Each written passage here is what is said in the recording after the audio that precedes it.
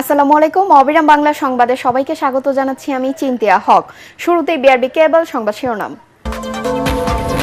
তথ্যের অস্পষ্টতায় গণভোটের মূল উদ্দেশ্য এবং সাংবিধানিক প্রভাব নিয়ে সাধারণ মানুষের ধারণা স্পষ্ট নয় বলছেন বিশ্লেষকরা। দ্বিধাদ্বন্দ্বে ভোটাররা। জামায়াতের আমিরের নেতৃত্বে আজ ময়মনসিংহ ও গাজীপুর সফরে যাচ্ছেন 11 দলীয় ঐক্যের নেতারা। অংশ নেবেন নির্বাচনী জনসভায়। নেতাকর্মীদের ব্যাপক উৎসাহ। 20 বছর পর আগামীকাল বরিশাল সফরে যাবেন তারেক রহমান। নেতাকর্মীদের মাঝে উৎসবের আমেজ।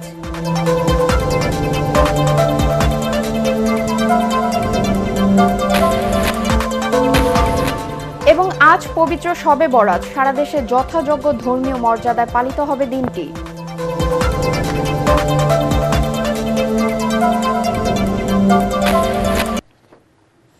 শুনছিলেন বিআরবি কেবল সংবাদ শিরোনাম, এবার বিস্তারিত সংবাদ। প্রচারণার ঘাটতি আর তথ্যের অস্পষ্টতায় আসন্ন গণভোট নিয়ে সাধারণ মানুষের আগ্রহ ও বোঝাপড়ায় বড় ধরনের ফাঁক রয়ে গেছে বলে মন্তব্য করেছেন বিশ্লেষকরা।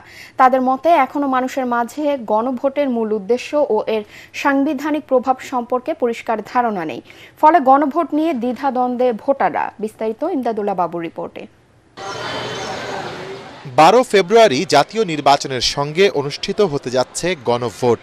বহুল আলোচিত জুলাই সনদের ভবিষ্যৎ নির্ধারণ হবে সেদিনই। গণভোটে হাঁ জয়ী হলে নির্বাচিত এমপিরা গণপরিষদের সদস্য হিসেবে পরবর্তী 180 দিনের মধ্যে সংবিধান সংস্কার করবেন। 72 সালে গণপরিষদ এবং একসঙ্গে সাইমালটেনিয়াসলি হয়তো এরা যা ভাবছে যে এরা পার্লামেন্ট হিসাবে কাজ করছেন, কিন্তু আমাদের দেশে আমি যেটা দেখছি হয়তো বা অনেক ব্যাপারেই একটা আইনের ইন্টারপ্রিটেশন হতে পারে। সবাই তো গণপরিষদ নিয়ে একমত হয়েছে। তো তার মানে কি রাজনৈতিক দলগুলোর ইচ্ছাক্রমেই সরকার গঠনে এখানে দেরি হবে। নির্বাচনের ফলাফল ঘোষণার 1 মাসের মধ্যে সরকার গঠন হয়ে যায়, কিন্তু এবার এটা 6 মাস লেগে যেতে পারে।